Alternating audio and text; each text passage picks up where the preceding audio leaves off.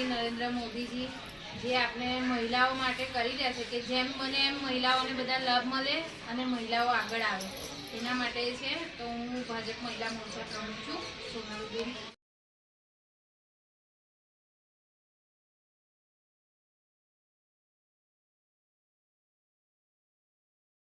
એનાથી પોતાનું ગુજરાન ઘર ચલાવે એ થઈ રહ્યા છે. અને જે મહિલા પહેલા આપણે કેવું હોય છે કે બાપ પર આધારિત હોઈએ છે આપણે, પછી પતિના પર, પછી ઘરપણમાં આવીએ આટલું સરસ કે બોલતા આવડે છે એવું કહેવાનું કે ભાઈ મને વિધવા પેન્સિલ મળે છે. હા